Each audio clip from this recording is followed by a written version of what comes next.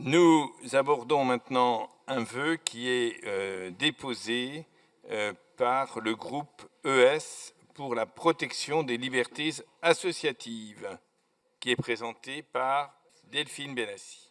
Alors, on l'a largement évoqué aujourd'hui, comme lors de notre précédente séance plénière, le monde associatif est profondément fragilisé par un contexte cumulatif de coupes budgétaires et d'inflation, mais aussi de restrictions croissantes des libertés associatives. Donc, l'objectif de ce vœu, c'est de montrer que les difficultés financières auxquelles les associations sont confrontées ne sont pas seulement budgétaires. Elles s'inscrivent aussi dans un environnement politique et administratif qui accroît la pression sur leur capacité d'action et d'expression. Ce sont ainsi bien plus que des emplois qui sont menacés, c'est une part essentielle de notre vie collective et de notre espace démocratique qui se trouve affaibli. Dans ce contexte, la loi dite contre le séparatisme de 2021 a marqué un tournant préoccupant. Sous couvert de lutte contre le terrorisme islamiste, elle a étendu à l'ensemble du monde associatif des dispositifs de contrôle initialement ciblés, notamment à travers l'obligation de signer un contrat d'engagement républicain pour accéder au financement public ou aux agréments. Or, l'ampleur de ce dispositif paraît largement disproportionnée. En effet, entre 2021 et 2024, seulement 5 associations sur 1,5 million en France ont été sanctionnées pour manquement à l'ordre public ou à la laïcité. Mais les effets indirects de cette législation, en revanche, sont bien réels pour nombre d'associations, car elle a contribué à renforcer le pouvoir de contrôle des administrations et à installer un climat d'autocensure et de dépolitisation dans le monde associatif.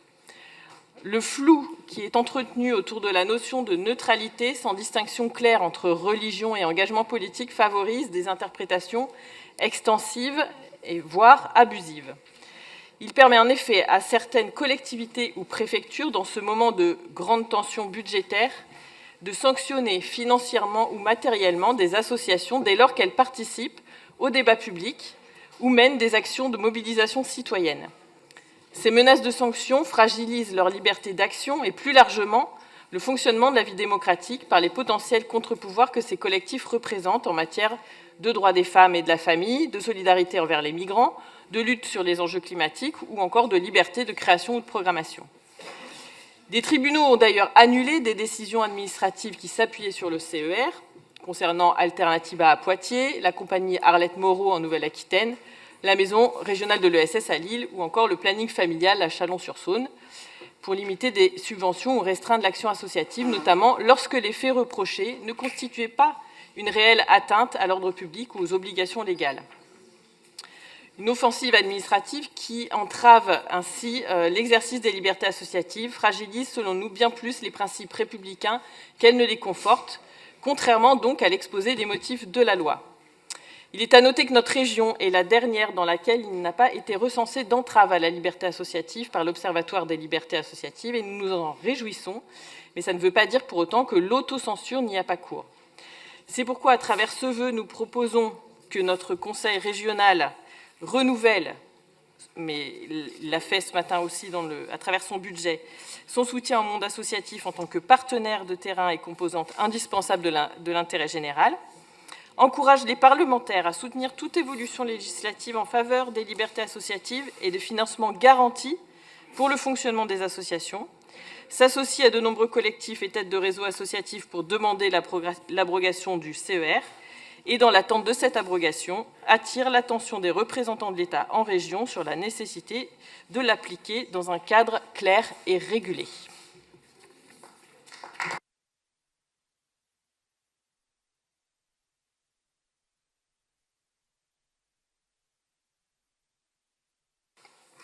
Sur ce vœu, je prends les demandes de parole pour l'UDCI. Alors, pour CDRC, ce sera Madame Essaillant, chez juge. Pour UDCI, ce sera Monsieur Forissier. Pour Rassemblement national, Madame Roux. Pour autre demande, oui, Monsieur Léonard pour le groupe communiste et républicain.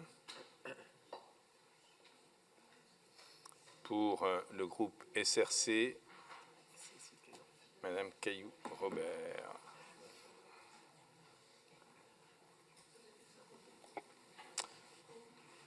Monsieur Forissier, vous avez la parole. Quelques mots, Monsieur le Président, pour vous dire que nous ne voterons pas ce vœu. Évidemment, nous soutenons la vie associative et je crois que tous les élus que nous sommes dans notre groupe le font au quotidien depuis des années, et y compris au travers de leur vote ici au Conseil régional, que ce soit en session, que ce soit en commission permanente. Donc il n'y a pas de sujet de fond, c'est évident. Et on est tous présidents ou responsables ou acteurs d'associations. Je pense qu'il faut rappeler que le contrat d'engagement républicain a été voté en 2021 comme un élément permettant de mieux lutter contre les risques de dérive, soit sectaire, soit politique au sens terroriste du terme, pour essayer de faire une synthèse des termes. J'ai bien entendu les explications sur ce vœu, mais vous dites vous-même que les tribunaux ont à plusieurs reprises déjà invalidé, effectivement. Donc ça veut dire qu'il y a, et sans doute était-ce nécessaire, une jurisprudence qui se met en place.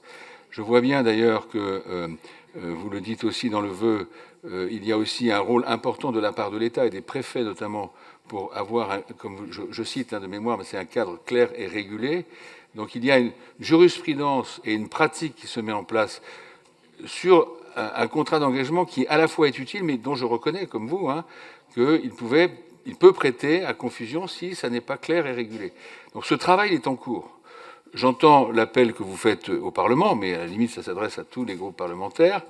Est-ce que pour autant nous sommes fondés à demander, dans le même texte, de supprimer le CER, alors qu'on demande aux parlementaires et à la jurisprudence, par ailleurs, de se développer? J'en suis pas persuadé. Donc, moi, je trouve qu'il y a une forme de contradiction.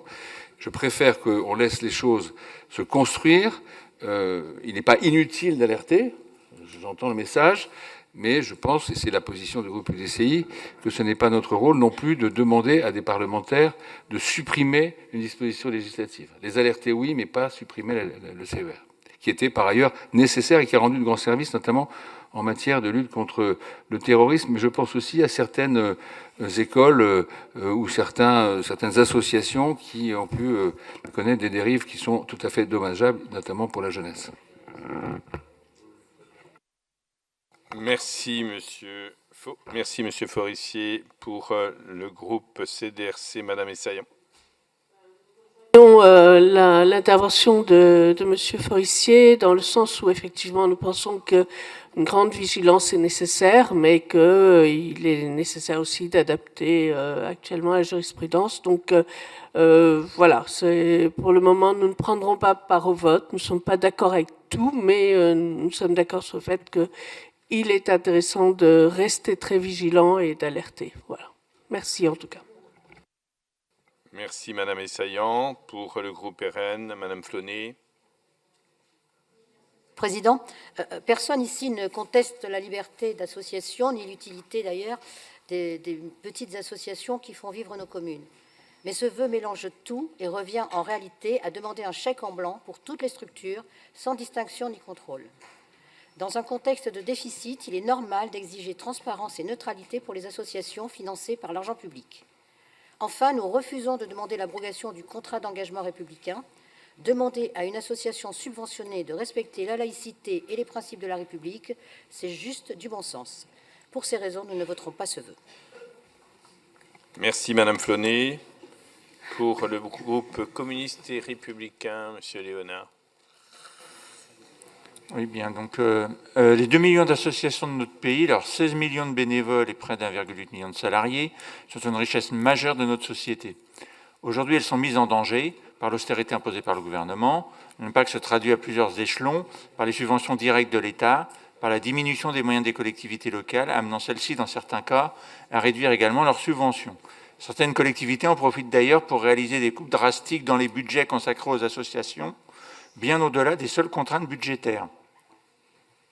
10% des emplois sont aujourd'hui menacés et de nombreuses associations vont disparaître. En affaiblissant les associations, c'est un projet de société émancipateur, une politique d'intérêt général qui sont remis en cause. Car elles jouent un rôle essentiel et aujourd'hui ce sont des lieux de lien social, d'engagement citoyen qui risquent de disparaître au profit de l'isolement et de la pauvreté.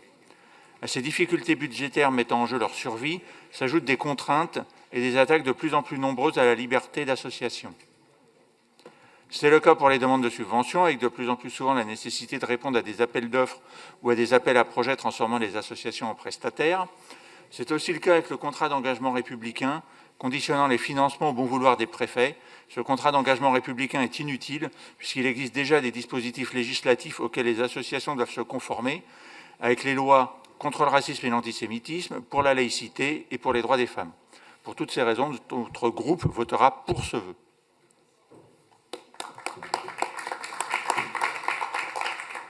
Merci, Monsieur Léonard. Et pour le groupe SRC, Madame Cailloux-Robert. Alors, notre groupe soutient évidemment l'engagement associatif et la liberté d'association que nous défendons avec ardeur. Nous entendons tout ce qui a été dit, évidemment. Néanmoins, nous ne pouvons pas souscrire à une demande d'abrogation du contrat d'engagement républicain. Pour nous, c'est un garant des principes fondamentaux de la République. Il n'entrave pas en tant que tel la liberté, mais veille au contraire à ce que l'action associative soit conforme à la laïcité, à l'égalité des droits, à la dignité humaine. Alors évidemment, il devrait nécessiter des évolutions, être clarifié afin d'éviter des utilisations opportunistes, mais en aucun cas être abrogé. Ce serait affaiblir la protection de valeurs auxquelles nous sommes attachés, et donc pour ces raisons, nous voterons contre. Merci. Je mets donc aux voix ce vœu. Qui est-ce qui vote pour le vœu? Donc, le groupe communiste républicain et le groupe Écologie Solidarité. Qui est-ce qui vote contre le vœu? Ok. Contre le vœu. Donc, le groupe UDCI, Rassemblement National et le groupe SRC. Et... Oui. Pardon. Non, mais SRC, c'est eux. C'est pas CDRC. Ok. Voilà. Et avec le vote personnel de Perico Légas, il y a une abstention du groupe CDRC. C'est bien ça? Vous ne prenez pas part au vote. Et Perico Légas vote contre. Le vœu est donc rejeté.